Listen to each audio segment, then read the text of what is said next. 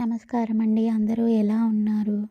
మా ఛానల్ని కొత్తగా చూస్తున్నట్లయితే వెంటనే సబ్స్క్రైబ్ చేసుకోండి. ఈరోజు అమావాస్య పూట ఎలాంటి నియమాలు పాటించాలో తెలుసుకుందాము. అమావాస్య రోజుల్లో పితృదేవతలకు ప్రీతికరంగా నువ్వులు, గుమ్మడికాయ, ఆనపకాయ దానంగా ఇవ్వవచ్చు. అలాగే అమావాస్య నాడు పితృదేవతలకు తర్పణాలు ఇవ్వవచ్చు. అలానే అమావాస్య నాడు తలస్నానం చేయవచ్చు కానీ తలంటు స్నానం చేయరాదు.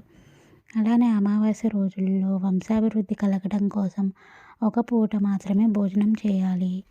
బీదలకు అలానే సాధువులకు నీటిని ఏర్పాటు చేయాలి. అలానే శుభకార్యాలు ఆ అమావాస్య టైంలో చేయకూడదు. అమావాస్య రోజుల్లో శాంతి కర్మలు, పౌష్టిక కర్మలు చేయవచ్చు. అమావాస్య సాయంత్రం సంధ్యా సమయానికి తలకు నూనె పెట్టుకోరాదు. అలానే అమావాస్య సమయాల్లో క్షౌరకర్మలు చేసుకోరాదు. అమావాస్య రోజుల్లో పూజలు దులిపి ఇల్లు కడిగి సాంబ్రాణి ధూపం వేసుకోవాలి. అలానే అమావాస్య తిథిల్లో కొత్త పనులు ప్రారంభించరాదు.